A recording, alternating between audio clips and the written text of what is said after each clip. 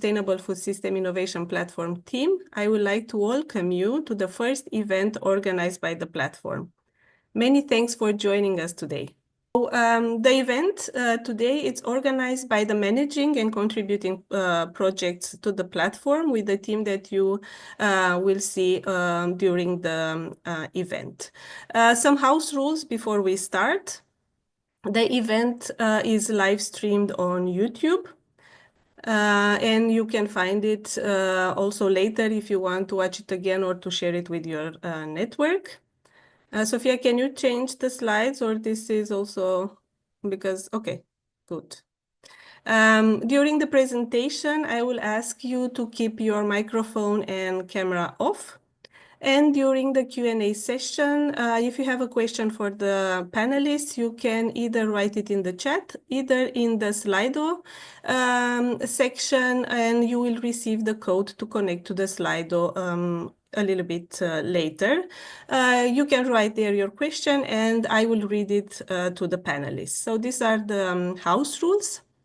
So knowledge sharing platforms may help with the transformation towards sustainable food systems by sharing knowledge from different food sectors between food actors and by promoting activities and collaboration between them. The fast development of digital technology made available a high number of platforms that can be nowadays used. But what is the future of these knowledge sharing platforms? This is what we want to discuss today with you and also with our experts in the field that will be part of the panel discussions. The event will start with a short introduction of the Sustainable Food System Innovation Platform, and then we have an interactive activity because we also want to hear from you. Keynote presentation will be given related to the future of knowledge sharing platforms at European levels, and then at European level, and then it will be followed by a panel discussion with experts in the field. We will end with a Q&A session where you can ask your questions to the panelists, and we will wrap up with the conclusion of the event. So this is the agenda we have prepared for you today. I hope you will enjoy the event. And now I will give the screen to Leonardo Improta, Chair of the Sustainable Food System Innovation Platform and Communication and Dissemination Officer at Econs Innovation Strategies, the Communication and Dissemination Lead of Corenet, one of the managing projects of the platform. So Leonardo, please. Thank you, Luminita. And hello, everybody. Welcome to this online event. Allow me to share my screen. I hope you can all see the screen now. Okay, I guess yes. Yes, we can. Yes, perfect. So thanks again for joining this online event today. Right now, I would like to briefly navigate with you through the platform, allowing you to get an overview of what are the, let's say, tools, and also introducing you a little bit more to the platform. So let's begin with a quick look at the homepage. As you can see here, it offers a clean and, let's say, intuitive layout.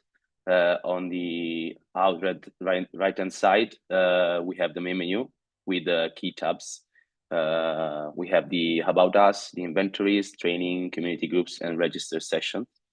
Scrolling down just a bit, you'll find a short introduction of the platform with the 5 main key stakeholders groups it serves. If you over the icons, it reveals a brief description of each group and how they can benefit from the platform as well. And continuing downward on the left here, as you can see, there's the latest resources sections that keeps you up to date with recent materials uploaded by the projects. And on the right, there's a short summary of the platform's missions and registration button for new users as well. And further down, projects are invited to become contributors, meaning that you can add valuable entries to the database, such as case studies, innovation, publications, increasing the visibility of your project and helping grow our community. and every new addition sends a notification email to all registered users as well. At the bottom, you will see also the latest inventory additions on the left and the logos of managing projects on the right. And there is also here a link to a feedback questionnaire where you can share your thoughts about the platform. Now let's click into the About Us section together. As you can see, it gives a clear overview of how the platform was created and who manages it. It includes both managing project, and those are the projects that maintain and develop the platform. As you can see here, here's the list of all the projects that are managing the platform as well. And if we go to the contributing project, those are the projects that provide content and help guide the platform development. Clicking on any project names or logos will take you to their respective website for more information. And we do have also a social media subsection, which works as a mirror to all social media channels affiliated to this project. And this is, we think, a great way to stay connected with the ongoing efforts, even outside the platform, let's say. Another key part here is the game model, one of the core innovation principles of the platform. There's a presentation video and a visual explanation of how the model works to support collaboration and innovation in sustainable food system. And additionally, we also have a dedicated Smart Chain section, as Smart Chain is the funding project of the platform. And here you can explore the Smart Chain booklet of recommendation, a map of case studies, and various innovation hubs. Before we move on, don't forget also to check the information platform guidelines, which explain how the platform purpose, how membership works, and how the collaborative management process functions. Now, let's explore the inventory section, one of the platform, let's say, richest area. This is like a curated repository of resources divided into 6 categories, as you can see here. We have the case studies that showcases successful examples of sustainable food supply chains in practice. We have the innovations, where you can find a smart solution addressing major food system challenges. Those includes also precision agriculture and food waste reduction. We have the initiatives here that gives a look into current projects actively transforming food production and distribution. We have the practice abstract. For those who don't know what are these formats are like short summaries of tried and true practices in sustainable food system, which are great for farmers, suppliers, and all the stakeholders involved. We have publications and web links, which are a collection of scientific literature and useful online resources that may be, again, useful for deepen your understanding and expand your network. And each category, as you can see here, is easy to browse and searchable, making this an essential tool, let's say, for both academic and practical use. Now let's kick into training. This section hosts, let's say, a growing number of e-learning courses which are related to sustainable food system. The available courses here are listed first, while upcoming ones show their expected start date, let's say. These courses are hosted on external e-learning platforms, such as, for example, we have the Izeki Foods Moodle, let's say, but you'll need to create a free account to access them, and some may require an enrollment key. Most of the courses are self-paced and offer certificates upon completion. And this makes them a flexible, let's say, and valuable way to build your knowledge and on sustainable food system and your credential, let's say. Next is the community group section, which connects you with 2 major online communities. We have the Short Food Chain EU community. Some of you may already be involved. It is hosted on LinkedIn and includes over 700 members who exchange knowledge and experience to improve local food supply chain across Europe. And then we have the Wasteless Community of Practice, which is focused on reducing food loss and waste. And this group is hosted on its own site and is open to anyone interested in collaboration, knowledge sharing, innovation in reducing food waste. And once you join, you gain access to resources like training materials, publication, and tools. Both of these communities are active and engaging spaces that foster innovation and peer learning. So if you haven't done it so, I highly recommend you joining those two communities. Lastly, let's go over the register login session of the platform. You can see you can choose to create a new account, for example, and fill in your basic details like username and email. You can select your stakeholder group, and age range, and share your motivation for joining. Then you can confirm your account and click create new account. Once registered, you will gain the access to more platform content, receive update notification, and be able to contribute your own entries, let's say. And this is mostly it. This is the platform. With that, we just wanted to give you like a short overview before deep dive delving into this event. I hope it wasn't too much boring. So yes, I will then leave the floor to you, Minita, again, and thanks everybody for listening. Yeah, thank you very much, Leonardo. So Leonardo is the chair of the platform. This was a very nice presentation and a good overview of what you can find on the Sustainable Food System Innovation Platform. And now it's time for an interactive activity because we also want to hear from you.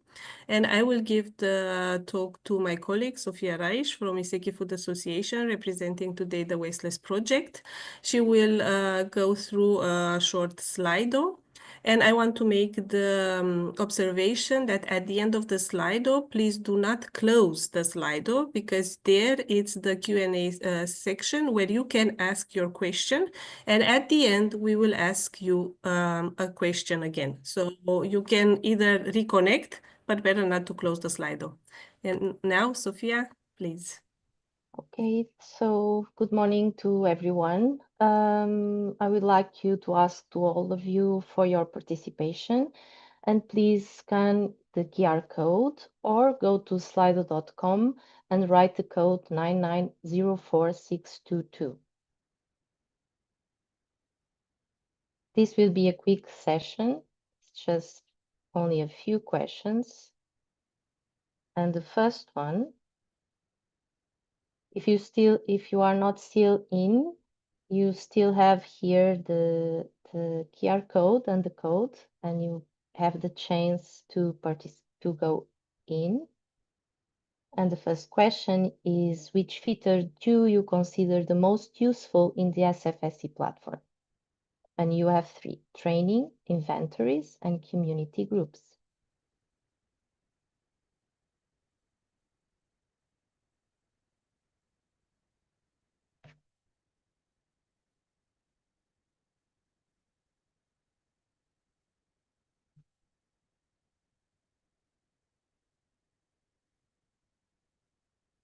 Okay, seems that we don't have anyone else answering.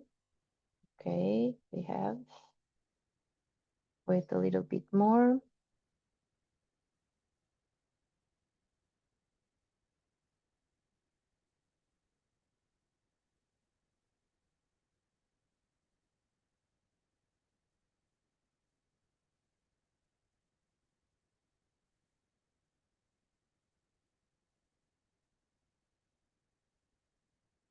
So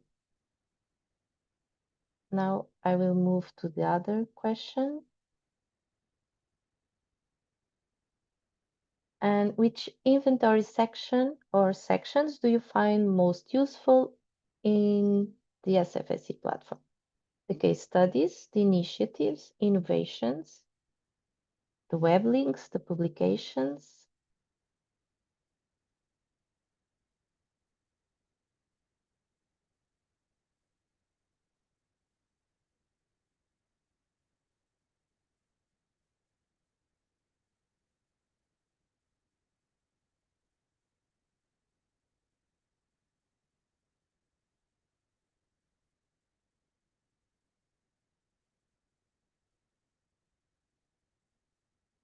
We have almost the 30 participants. Now we have 31.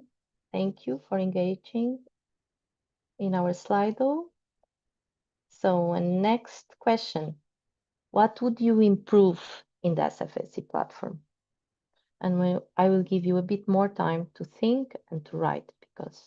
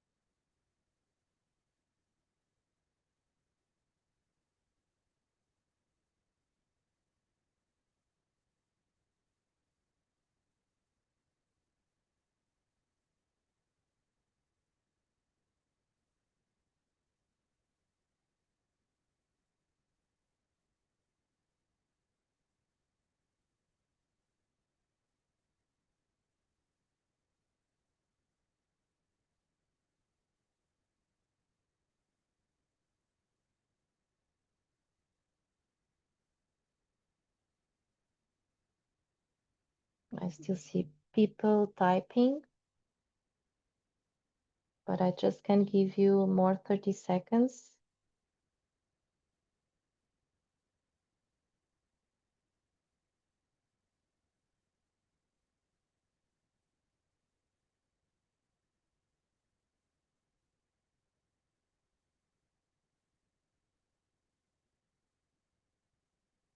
I'm really sorry, but I will have to move on for the next question.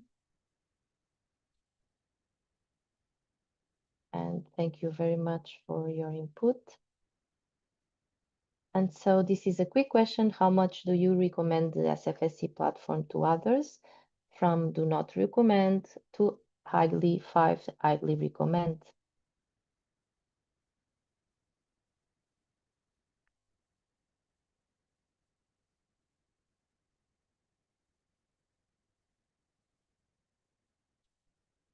Okay, I was expecting more 7 participants, but okay.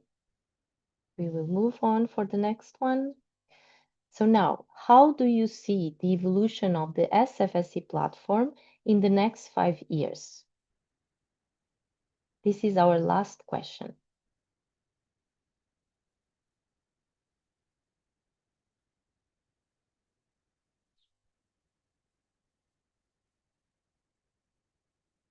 Give your sincere opinion.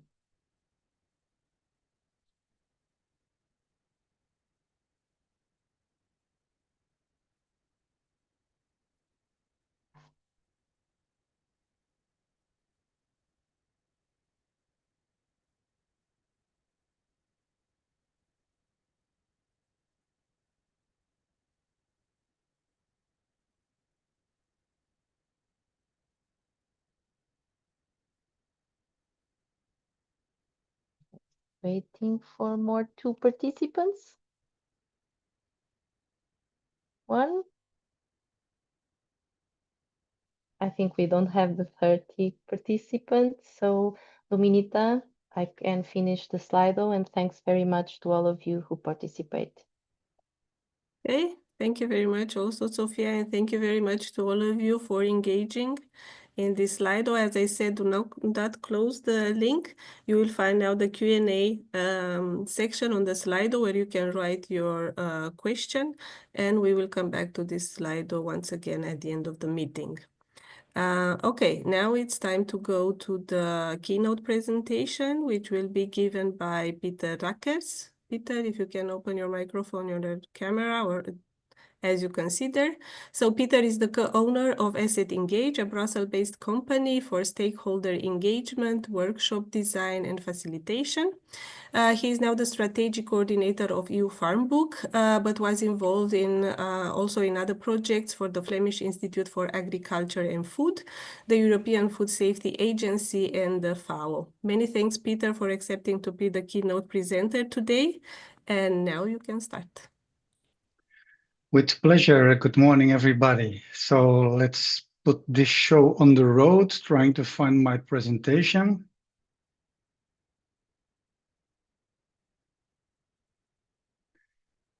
Can you just acknowledge to see it in presenters modes?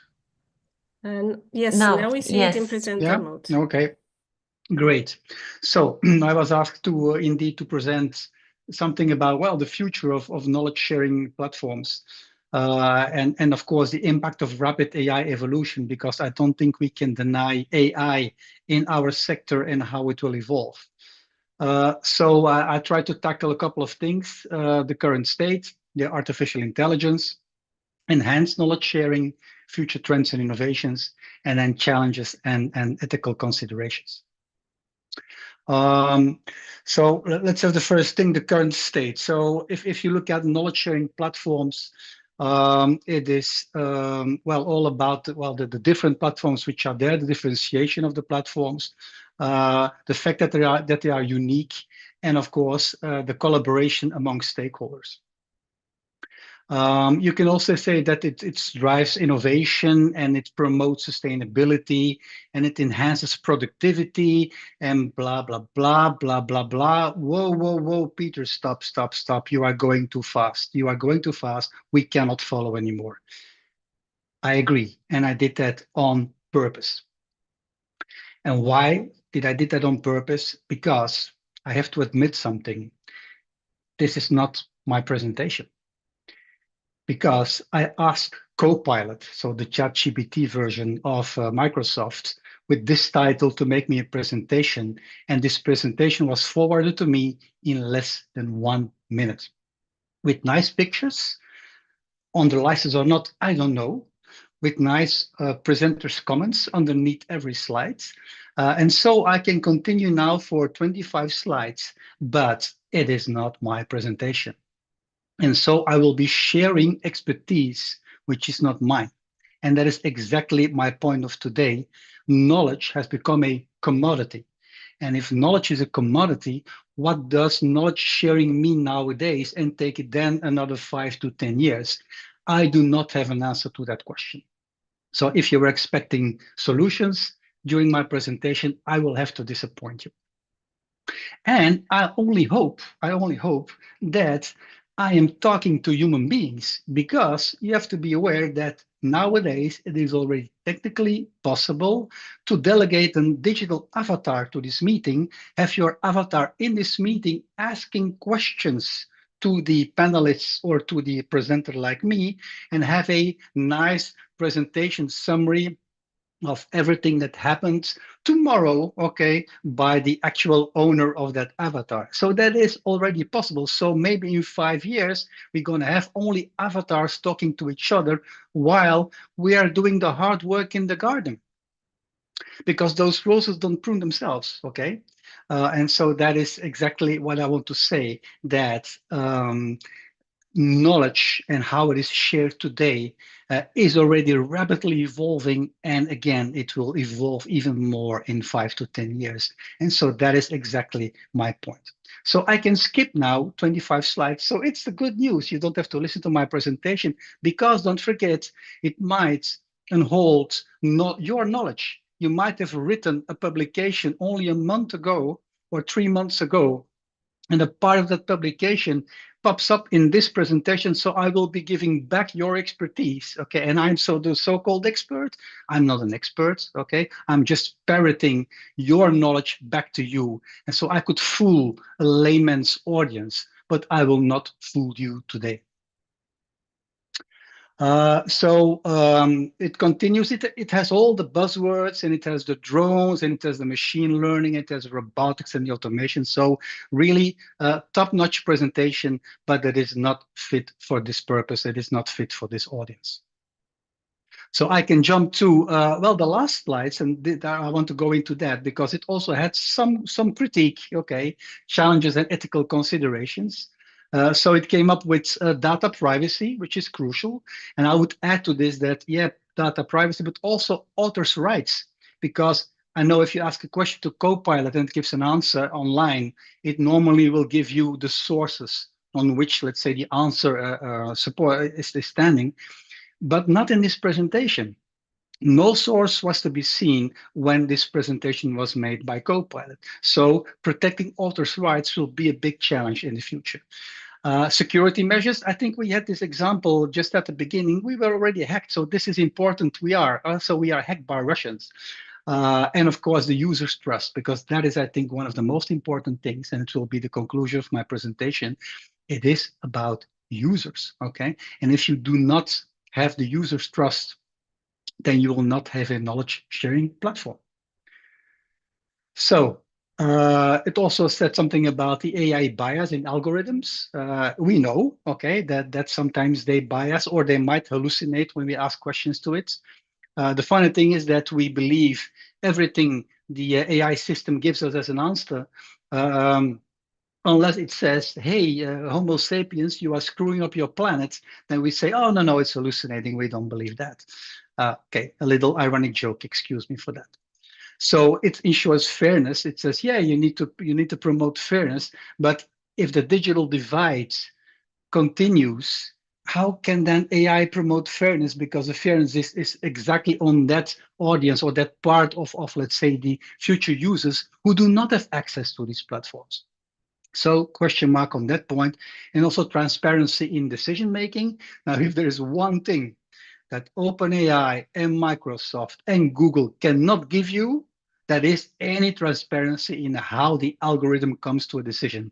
And so if you ask for transparency, you will get even more missed because it is impossible to do so. And that is, of course, one of the real and present dangers of the use of AI. We do not control it any longer. Not from the war kind of thing or the destruction kind of thing of the killing all the humans on planet Earth. That's not what I mean, but really having reliable decision making and knowing how it came to the decision. That is still a black box, and I think it will remain a black box in the upcoming years. So I can already jump to conclusions. Look at that. So the black thing, the black text is the conclusions of Copilot, and the green thing is, let's say, the my own opinion that I added to it. So what does it say? It says the evolution of AI is revolutionizing knowledge sharing platforms in the agri-food sector. Okay, but that makes the fair factor even more important. I say the fair factor and not the fear factor, just to be clear. What does that mean? That indeed knowledge is findable, accessible, interoperable, and reusable. But don't forget, the more we apply the FAIR principle, the more knowledge will become a commodity. That's the price we will have to pay. So it says that embracing AI technology will enhance collaboration. No, it should enhance collaboration and foster innovation in agri-food only if we allow it to. All right, because if we human beings do not agree on collaborating, AI will not manage that. Okay, it is up to us to allow it and to foster collaboration on our own. Third thing is that the integration of AI in agri-food knowledge sharing will lead to greater sustainability and efficiency across the sector. No, it should lead to greater sustainability only if we allow it to do so. Again, okay, sustainability, it's a human thing. It is not an AI thing. And that is exactly the point that I want to make. And that is, all the saying about the horse and bringing the horse to the water, that is us humans. Are we prepared to go to the water and drink, or are we stay in the back and looking at everything that is going on? because that is my main message of today for me, and that is my opening statement towards also the panelists. So I put more pressure on the panelists' shoulders. That is, for me, the future of knowledge sharing platforms is human, and it should remain human, because if you do not have an engaged community supporting that platform, you only will have a website, a dead website with no users. So if you cannot engage a community, then AI will not solve your problems in any way it can. And so, yes, of course, it will evolve. And yes, of course, we will be assisted by new technology, and we will have new user experiences. But don't forget, every time we move into more AI or tech-related experience, we're going to have a part of our audience who will have more difficulties to follow. And of course, we're going to have a part of our audience who will, let's say, find it more convenient. So AI will complicate life for others and make it easier for another part. So that is more or less the message, the opening statement that I would like to give. And so I will leave the word sooner as expected to the real experts, which is not be me. And so before they are officially introduced by Luminita, this was the question I asked to them a couple of days ago, and I hope they are prepared for it. So what do you think the most important factor is to be successful as a knowledge sharing platform in the next 5 to 10 years? That's what I want to hear based on their own experience and based on what they see going on in the agri-food sector. And so there are just two sub options. So indeed, how then will we deal with AI? And or how can knowledge sharing platforms offer something that cannot be replaced by technology? I think it's one of, well, let's say, the question I would like to see the answer to. So just to make clear for the panelists and for the rest of the audience, we are not seeking consensus. So it's not that we have to agree on things. I think the discussion as such is much more, the journey is much more important than the destination. So we value all opinions. We will have questions on the site, and so one of my colleagues will try to see what comes in, and otherwise we're going to leave the word very soon to the panelists, starting to comment on this question. The question will be copied in the chat, so you can rely on that. And so I'll give the word back to Luminita. Is that okay? Yes, thank you very much, Peter. Thank you very much for your Back to the presentation. humans, okay? And thank you for your human contribution. This is what I wanted to say. And maybe to follow up, if possible, to see who is really present in the meeting or only an avatar, please raise your hand. Yes. Just to be sure that we have humans here with us today. Now it's time for the panel discussion. I will introduce the panelists who accepted to be here with us today. Many thanks for your participation, and I will like to ask them to turn on the camera and the microphone. So we will start with Lisa van Dijk. I hope I will say the names correctly. I apologize if not.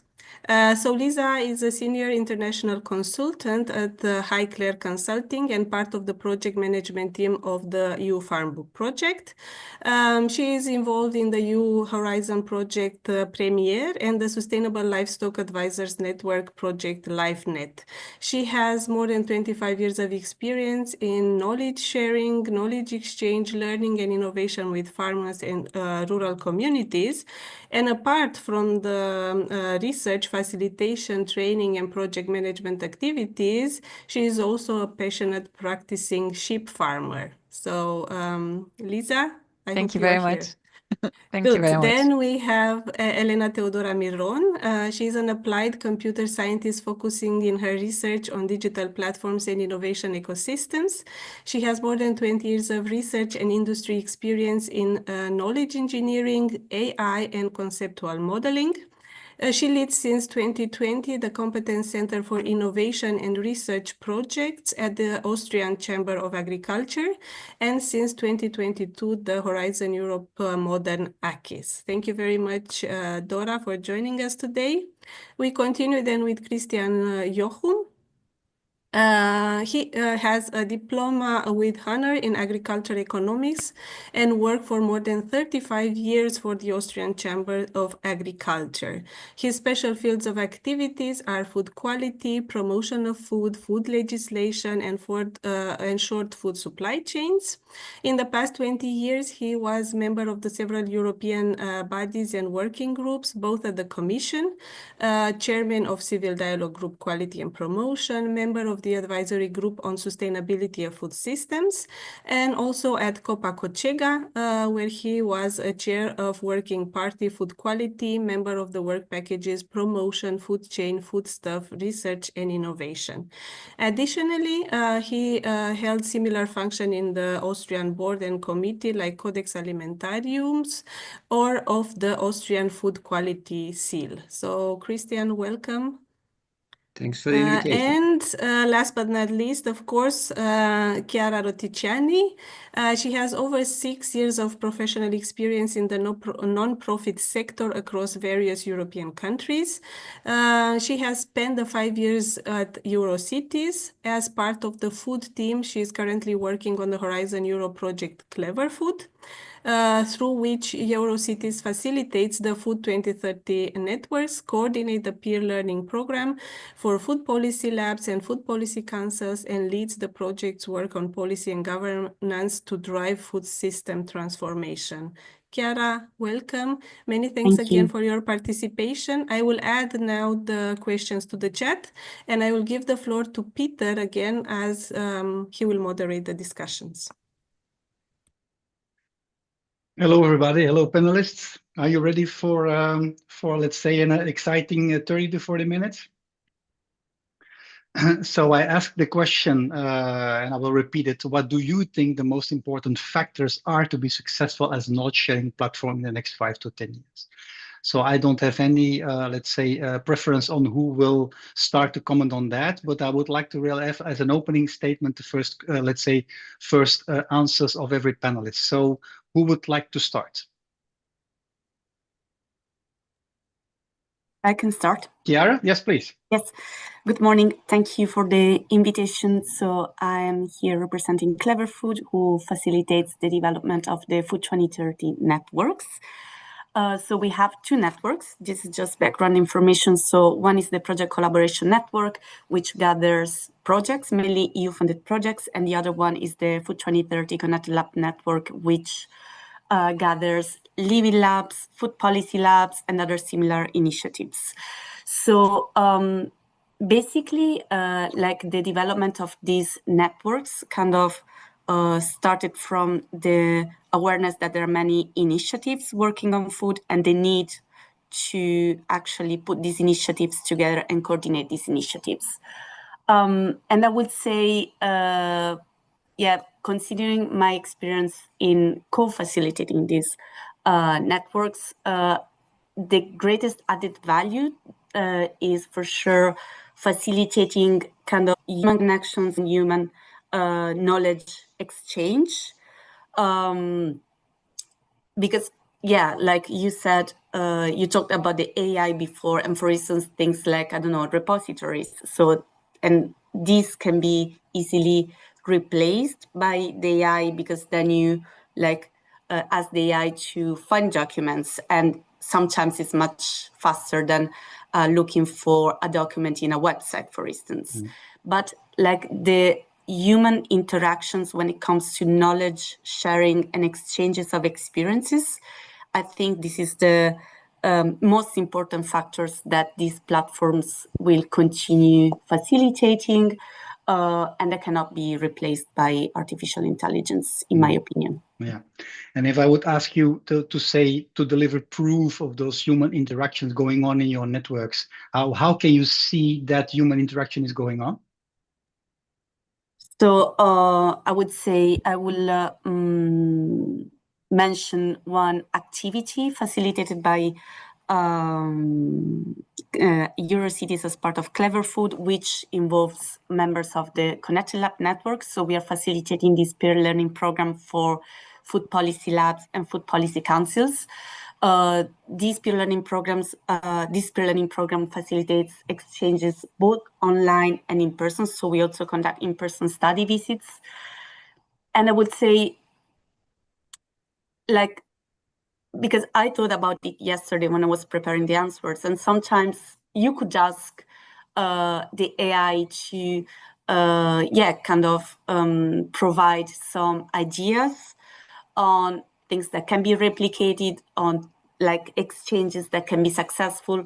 But really, like during these exchanges, you see people thinking out of the box, and sometimes also things that on paper and experiences that on paper might not be super replicable, or because we are talking about like initiatives that come from different contexts. Still, like this human interaction, human exchange always provides inspiration, and I'm always surprised by how powerful these exchanges are, even though some initiatives cannot be replicated because they're implemented in different contexts. So I would say this is a flagship example of the powerful, the power of initiatives, of these initiatives. All right, thank you very much for your opening statement. So I'm going to look at the others. Any other volunteer to follow up? Lisa, I see your movement. Yep. Yeah, I can follow up. I completely agree with the previous panel members' comment. I think that's very valuable. And to add as well is it would be interesting to understand how AI can contribute to this enhancing of this community and this human engagement on the platforms. That aside, I am part of the EU Farmbook platform, where we are building this knowledge sharing platform that stores and builds practical oriented results from EU funded projects in agriculture, forestry and rural development. And I think for our target group, which are practitioners, which are farmers and advisors, the main challenge is in terms of the most important factor to be successful is about trust and credibility. And also, Peter, you mentioned it in your presentation already, to be able to be trustworthy, to be credible in what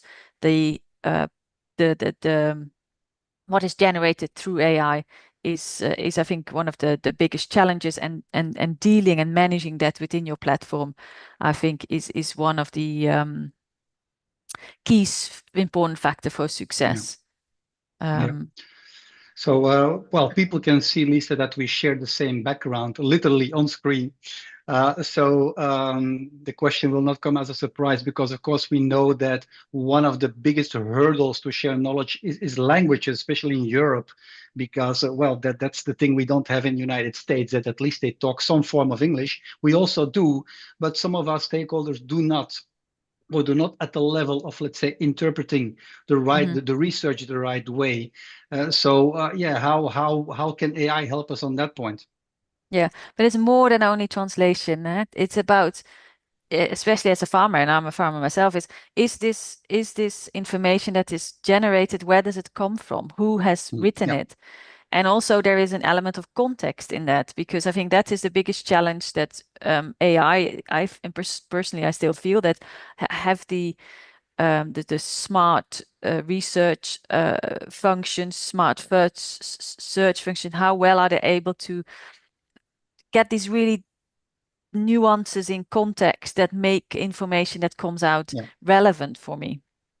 So that of course is interesting. And also in terms of, and that's a challenge we also have in the farm book, is making sure that whatever AI, however we apply AI and in our smart search function, making sure that it doesn't hallucinate, difficult word, hallucinate. Yes. Yeah. So because that straight away breaks this trust. If I get an answer, and it can be as simple as, because of course I'm testing it, can you provide 20 Suffolk breeders in France, for example, stupid example, and I know that they don't exist, but then the AI does give me 20, and some of them are actually in the UK or in the Netherlands, then, you know, those things breaks the trust, the credibility, and then straight away I wouldn't use the knowledge platform. Yes, they are trained to please us, and that's the danger. Exactly.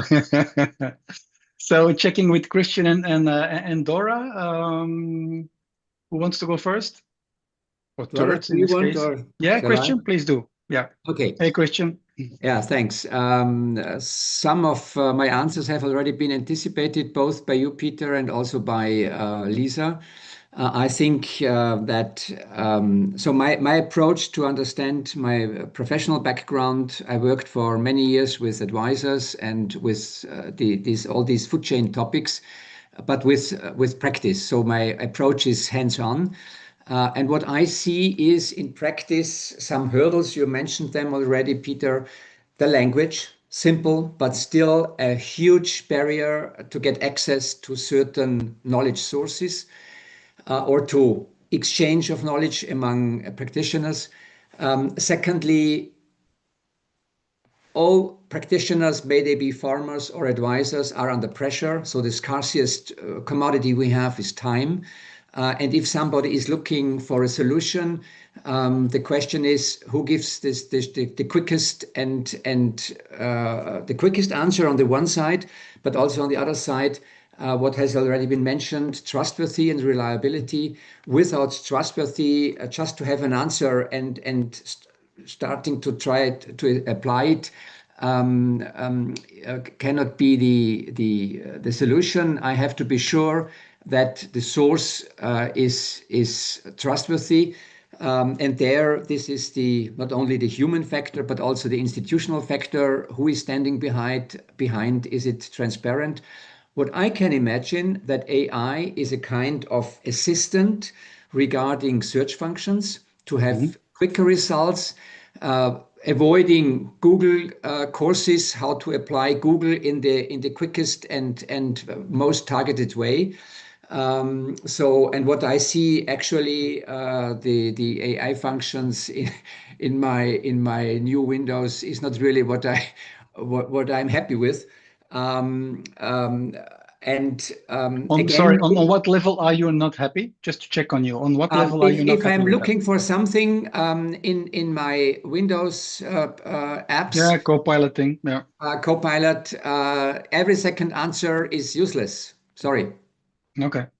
And if it's 10%, I can live with it. But if it's 50%, I say forget it, because if in one case it works, in the second case I'm in the wrong direction.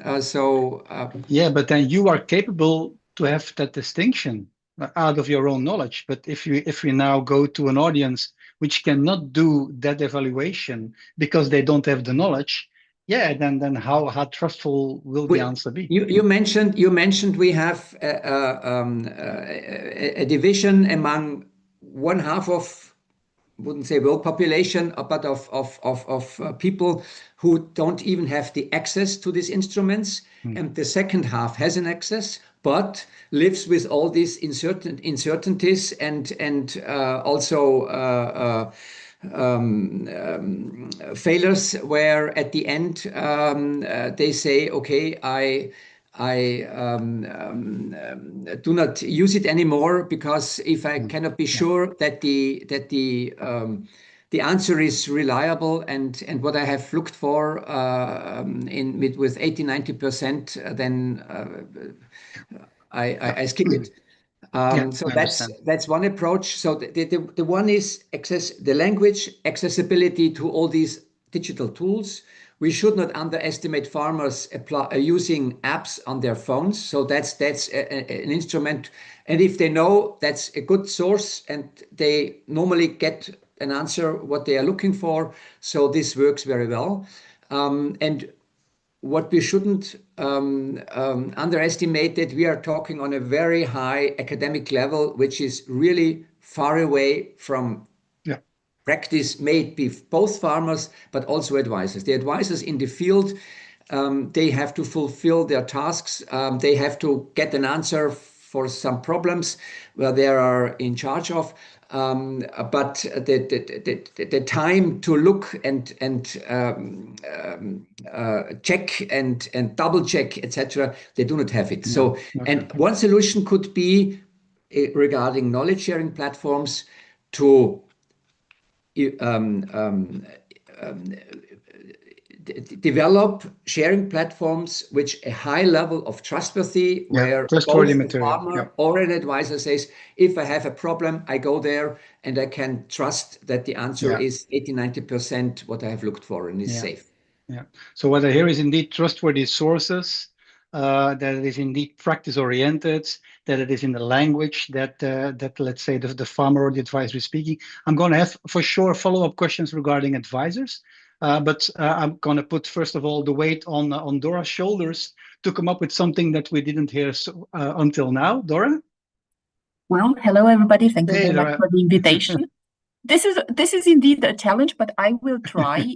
I think the question was, what will platforms look like, knowledge platforms look like in 5 to 10 years? Yeah, how they can be successful. Yeah. Yes, and my position would be also regarding to AI. I think it will be crucial for knowledge platforms in terms of acceptance to be able to hide complexity and apply AI as the tool as it is to provide simplicity, relevance, and of course also trust and transparency. So it's not necessarily, I don't think that in the long term, AI will be the chatbot dialogue we will see now, but it will very much help to restructure the back end, the backbone of all these systems. And I have 2 points where I don't really agree with my previous speakers.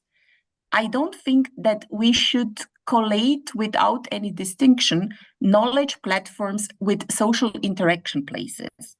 So we might consider keeping knowledge platforms as that what they are, repositories for knowledge, and also understanding where they have limitations, which we, as with our wiring as a human being and as a social being, will not go to them. It's not like they are an all-purpose and all-time and all places solution.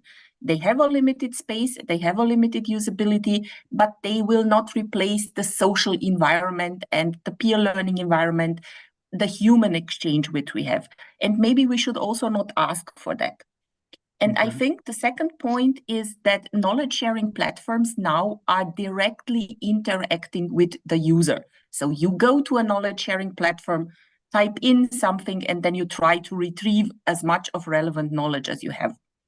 I could foresee that in the next years, these knowledge sharing platforms don't only talk to users, but also to other applications. For example, applications where you get an information linked with geolocation on how much or which type of, let's say, pesticide you can spray on your area, which is not only linked because you have these geosystems now already, which have weather data, which have also location data, but they might also incorporate knowledge data and actual data.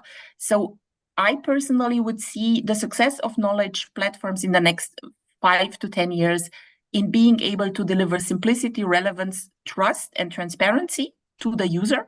I think other than that, they will become obsolete.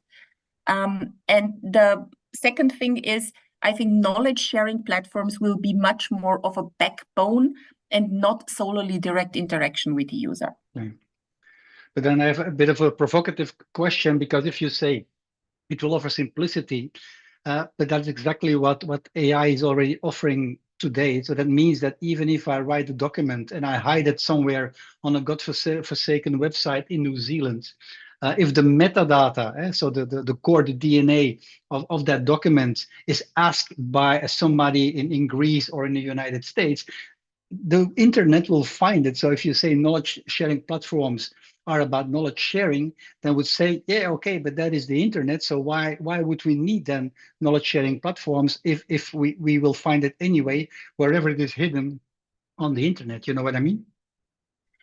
You will. So in order to be able to find information, because you then put this information in your brain as a human being and transform it into knowledge. So I would be a bit careful in titling them knowledge sharing platforms. They are information sharing platforms, very valuable ones. I think it's a question of technical feasibility, what you are asking. It's the question, how quickly can you retrieve something? Okay. And how accurately can you retrieve something? How much computing capacity do you have, and how much broadband do you have? I think the knowledge platforms, what they bring a structured environment with very well-defined elements, which enable us to search quicker, to find quicker, to search smarter, to find smarter, to combine smarter, trying to cover the multitude of the internet to search for a document is like if I'm going to the Sahara and trying to find a sand corn, a specific one. Of course, I could do it if I check for every sand corn. If that makes any sense is another question. So it's not a question, would it be at all possible, but what is technically, humanly, and purpose-driven meaningful. And that's why knowledge database or knowledge platforms are important, because they predefine things. And also to the AI, I would like to caution us all a bit, saying that there is already an AI in place.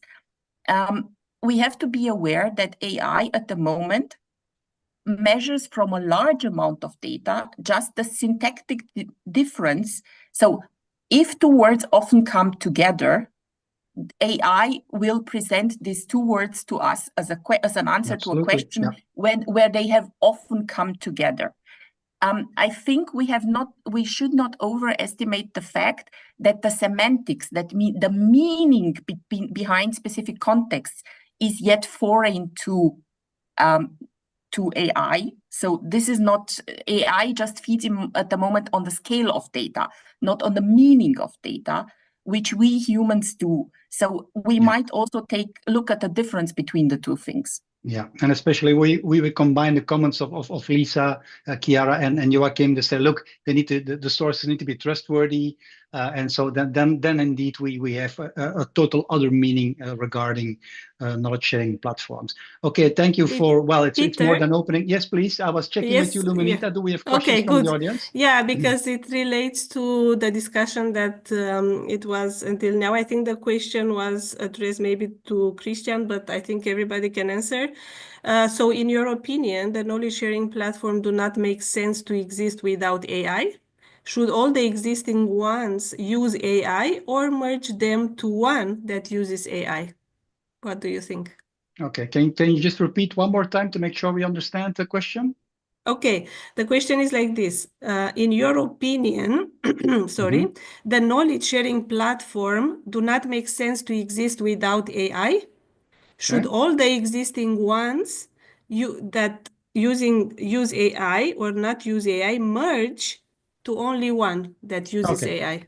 Okay, merging to one and bringing everything together. Okay, who would like to? Well, that's quite a challenge. So who would like to answer that?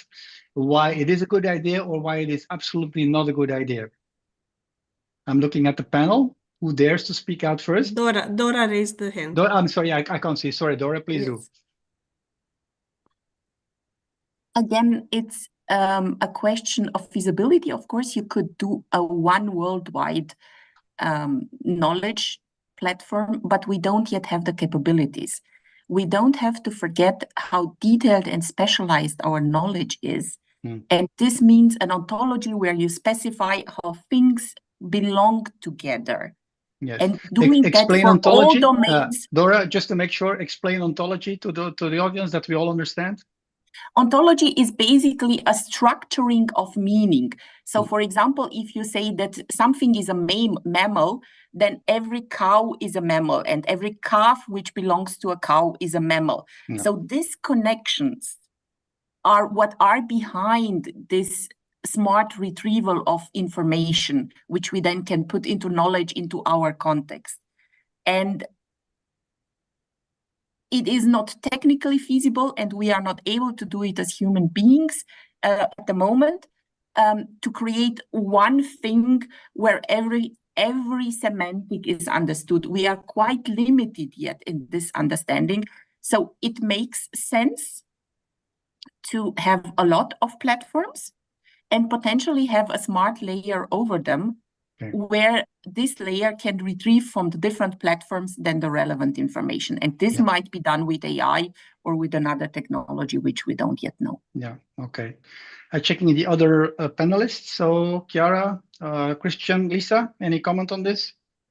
Lisa, We go all ahead. join in one? Yeah.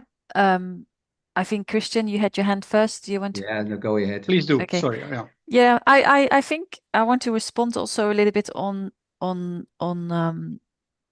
Dora's perception. For me, we're talking about knowledge platforms, not information platforms, for the specific reason that a knowledge platform is the platform that generates the added value. So yeah, information, we have lots of information. It's everywhere. You can put that in a platform with a smart AI search function, but actually it becomes valuable to the user when there is this community attached to it that allows learning, understanding, and then it becomes a knowledge platform. So it is, and that's why you then need that community, and that's where the added value is to the user. So I have a bit of different perception and separate those two first of all, and then responding to the question, for me, the value is not in an information platform. There's an enormous amount of information. The challenge is how do we apply that? How do we how do we make sense of it? And then it doesn't make sense to. So yeah, you can have one massive information platform, but for knowledge platform, it needs to be context. It starts to be in a context, into a sector or in a community that is in a specific context. And there you then definitely have to separate them too, because otherwise it just doesn't become manageable as a user. Yeah, we're back at the internet level again. So Exactly. everything in one pot. So that's exactly where we are coming from, and then putting it all back together would let's say move us again to the massive amount of info on the internet. So, but if I hear you correctly, information sharing plus community is knowledge sharing. That's my what I heard. perception. Okay, great. That's great that we differ in opinion. Christian? Yeah, I would like to continue. Chiara, of course. Okay, so first question and then Chiara, is that okay? Okay. Yeah, and refer what Lisa has said. I think, as Peter, you started with the statement that knowledge is becoming a commodity, but it's no end in itself. It's a means to an end. And we see too often that may it be information or knowledge, it is there, but it is not correctly or not fast enough implemented into practice. So the question is, what makes this rational or academic step successful by helping to solve problems in practice? Because that's at the end our goal, not to create knowledge or information and make it available, but nobody needs it, or they have it, but they do not use it and implement it into practice. And there we see again this issue of trustworthy, but not only. There are also other barriers regarding methodology, how advice is implemented into practice. I'm in favor of all these peer-to-peer issues where you have this interpersonal interaction, where you need several approaches to see that it works in other forms. Then you say, okay, I'll try it and start with this or that, maybe coached by an experienced person. So just talking about this academic and rational approach is not solving what we need in practice. We need to go further. That's my message. Yeah.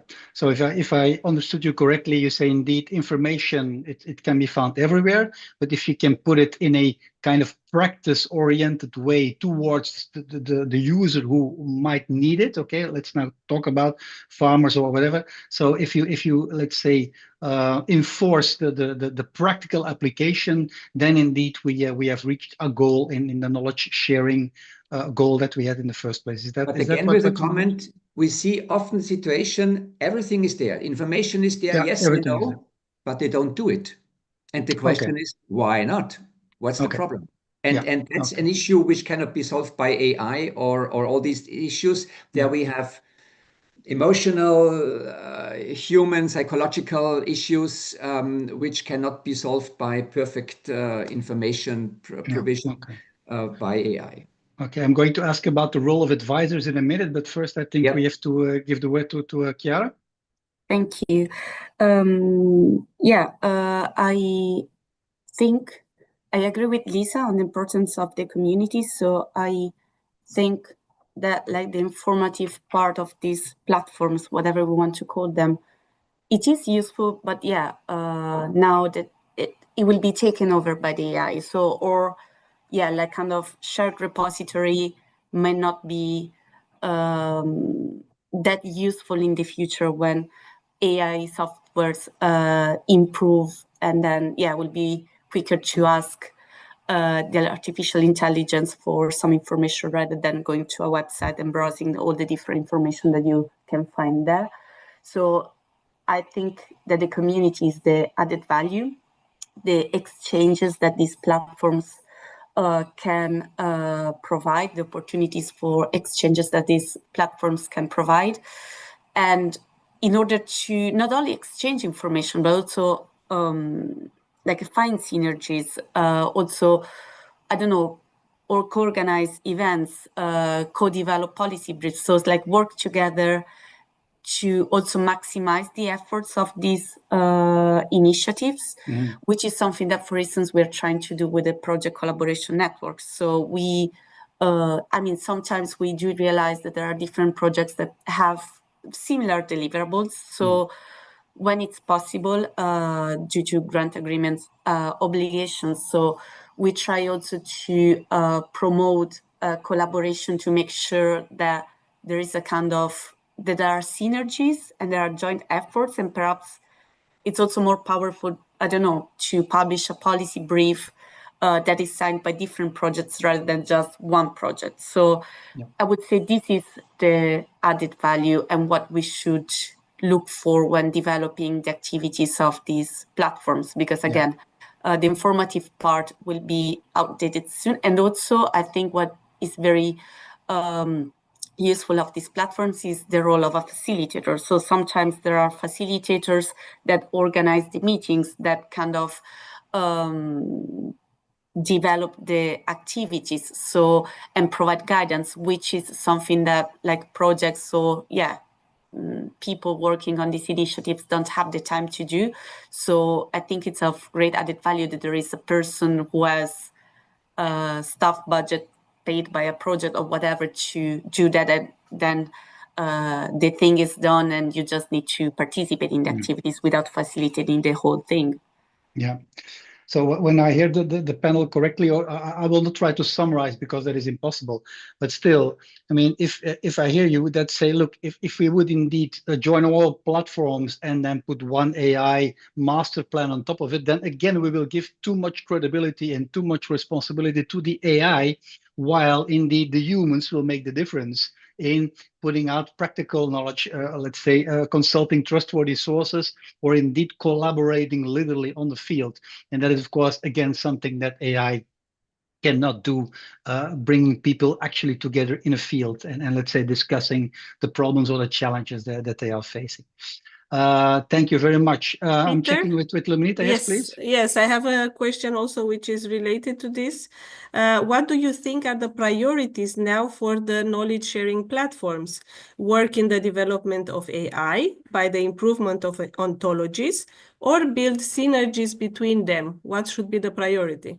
Okay, so because I also have to look at the time, so for those who would like to answer to this, can you just repeat one more time, please? Yes. What do you think are the priorities now for knowledge sharing platforms to work in the development of AI by improving the ontologies or build synergies between them? Okay, so ontology synergy. So who would like to comment on this? Chiara has Chiara? raised the Yeah. hand. Yeah, for sure. Synergies, at least in my opinion. There are, for instance, with the Connected Lab network, we saw that there are different platforms and networks for living labs. And does it make sense that there are, I don't know, 5 networks working with living labs? So it's much better to then kind of sit together and try to find synergies to avoid replicating work. And also, we need to bear in mind that although people are super willing to participate in these initiatives, they're super busy. So also to make the most of their time to, again, avoid replication and offer free products, let's say, that basically offer the same thing. So I would say synergies 100%. Okay. Yeah, looking at priority, Christian? And then, sorry, first question, Lisa. and then, was it Lisa first? I think Okay, Lisa I was didn't first. see. Yeah, sorry. So ladies first, Lisa. Thank you. I think the question you need to put in context and then with level you're working.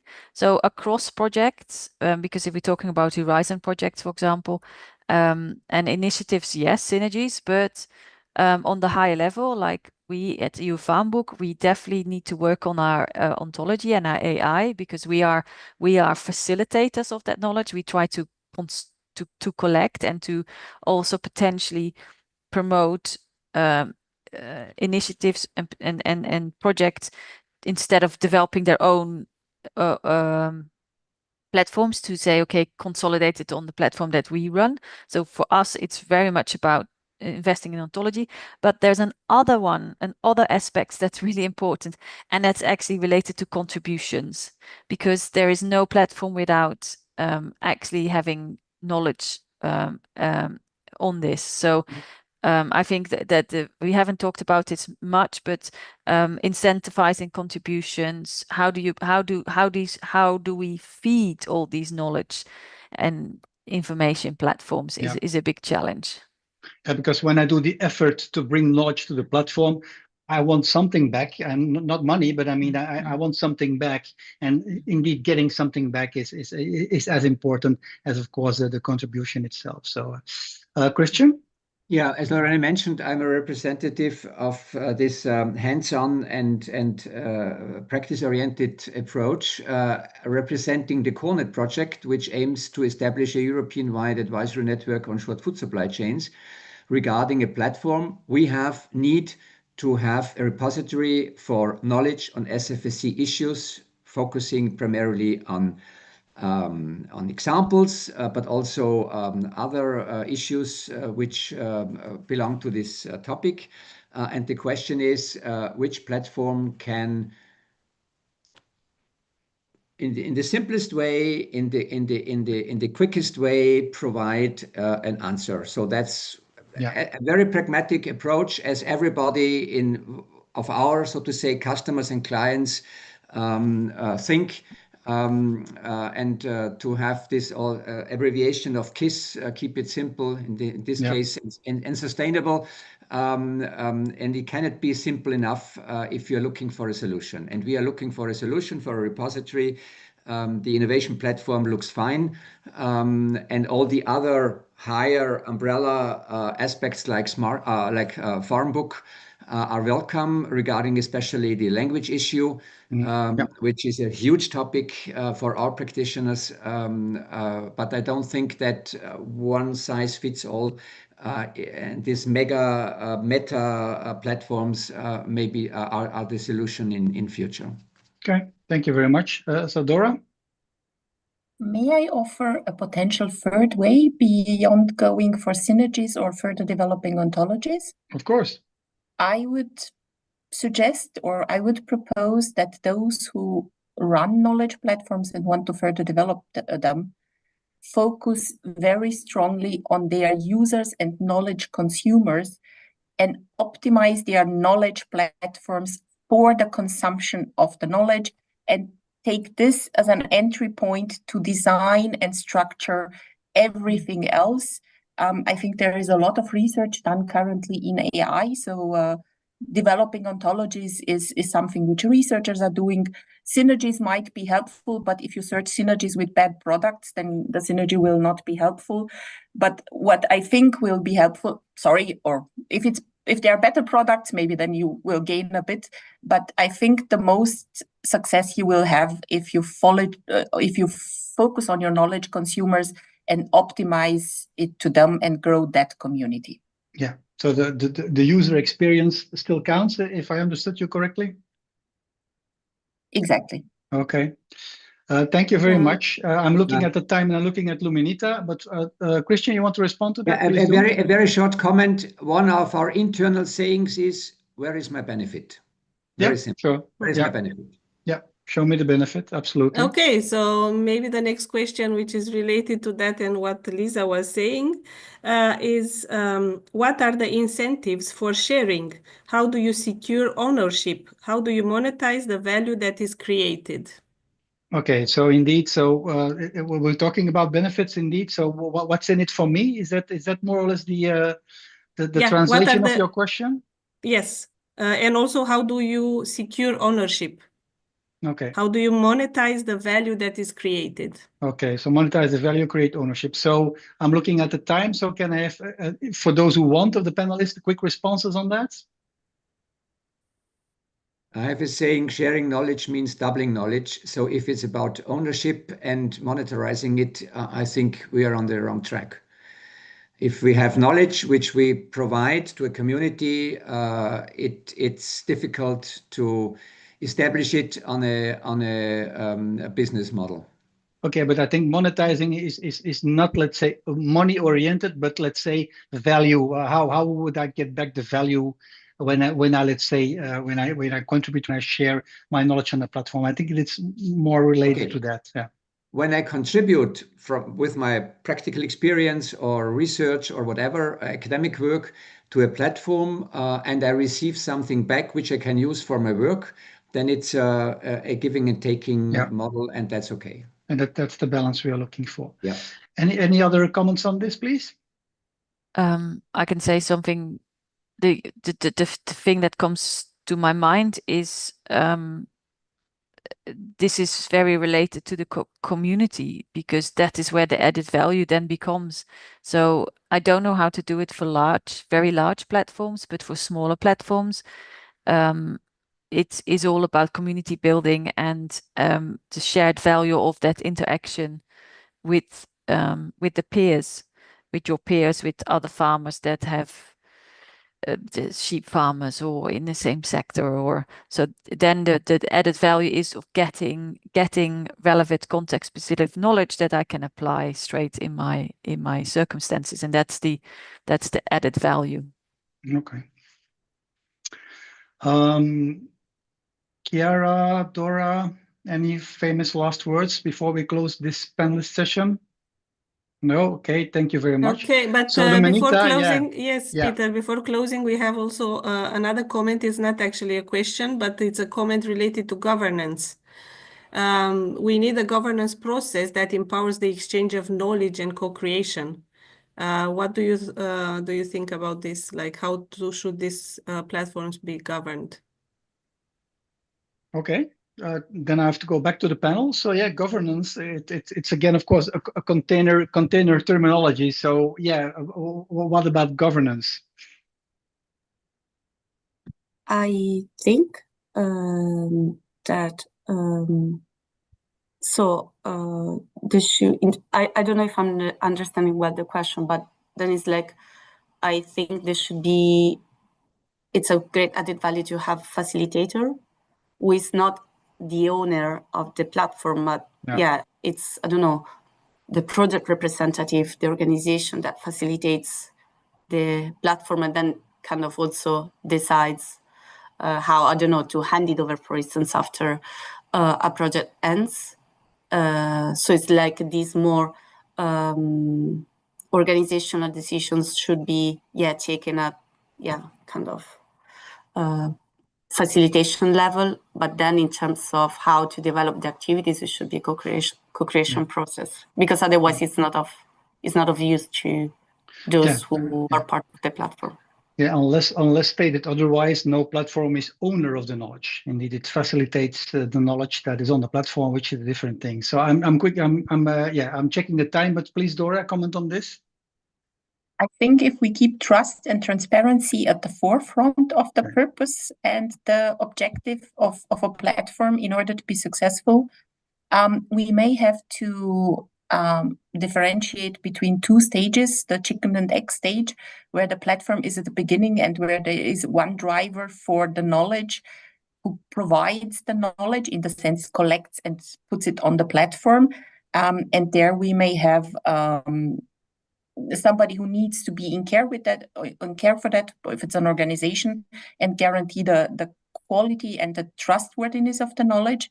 And I think successful knowledge sharing platforms are able to build a committed community who is not only committed to the knowledge input, but also to the knowledge quality. And I think, for example, Wikipedia is a very nice example of a distributed governance system with a committed community. And this might be an ultimate purpose for a knowledge sharing community. Yeah, okay.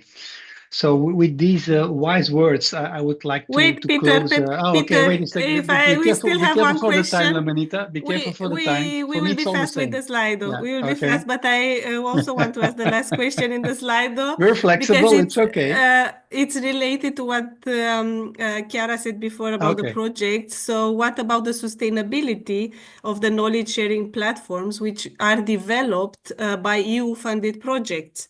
What will happen to them when the project will end? And this Okay. is also the Yeah. case of the Sustainable Food System Innovation Platform. Yeah. Okay. But I think that Lisa, I think that is a question that might be a question for you. Yeah, I think the answer is very, very easy. That's why there's the EU Farm Book, because that's the whole idea behind the EU Farm Book, is that there is a long-term sustainable platform that collects all the knowledge from all these projects. That's the whole idea behind the EU Farm Book, and that's why we're sitting here, and that's why we're promoting it as well, Yeah. and that's why the Commission is promoting it. So. And then focusing on the practice-oriented materials. Okay, Exactly. So not the deliverables or not the meeting minutes, but really about the practical knowledge that comes out of those Horizon or whatever kind of research projects. Indeed, yeah. Christian, yeah, I'm sorry, I oriented myself to Lisa, A so very I have to short give you the word. comment regarding knowledge. What we have seen in several Slido and internal questionnaires, etc.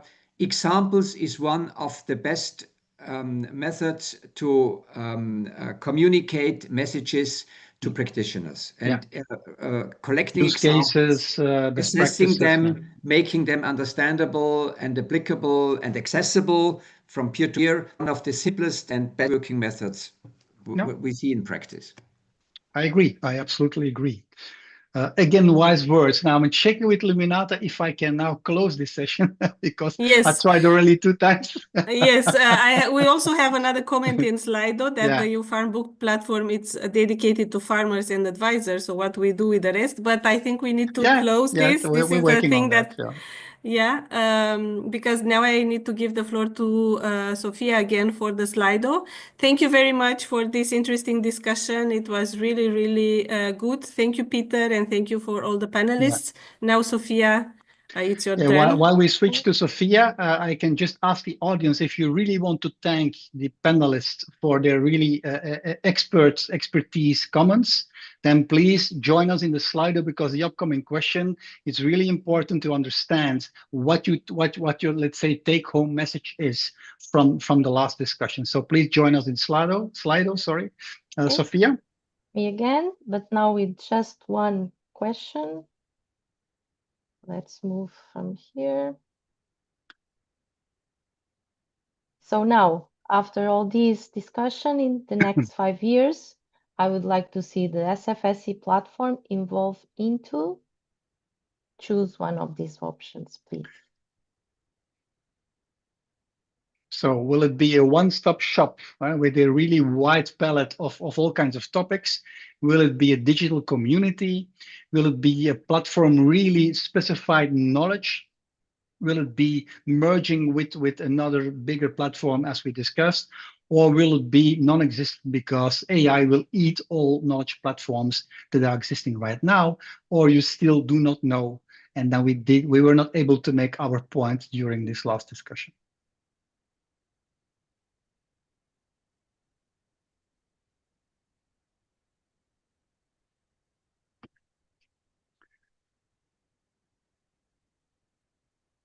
So your involvement in this question acknowledges your gratitude for the panelists.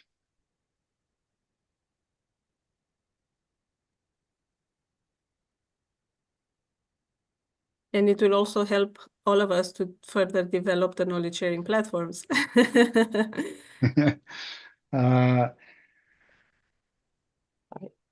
Yeah. I think we have a change according to, let's say, the question that was asked before the discussion. I thought then that the third answer on this slide, the specific knowledge, was the winner. I forgot to write down the percentages, but now I see that, well, the human side is winning, so to say. So luckily we did not have avatars in this meeting. Yes. Well, I think we have 28 participants already engaged. We have before 30. Probably the two that are not here, they already left. So no. They're still coming in. It's Another okay. person? Yeah, Yes. but you can keep the slide open, Sophia. Yeah. And Yes, now, please, I will. yeah, it's time to I'm close. just stopping sharing. Yes, and I will give the word to Leonardo again, the chair of the Sustainable Food System Innovation Platform, for the conclusions of the meeting. Leonardo? Thank you, Luminita. I was listening carefully to the panel session, and I have to say it was a really inspiring discussion. Definitely, I tried to take note of some points that was raised, and I have to say that 3 words were, let's say, expressed very often, and those are credibility, trust, and human connections. So I have to say that this kind seems to be the direction that we need to undertake in terms of knowledge sharing platform.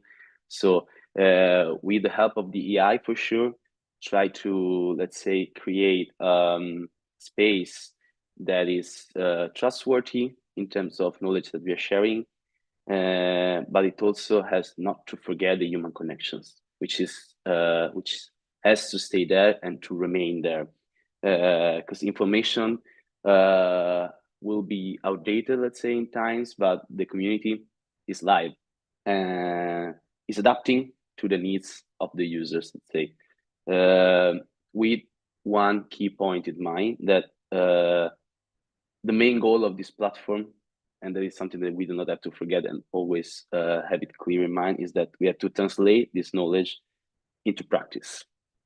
So more practice-oriented information, and the focus should always be on users and on practice-oriented material, let's say.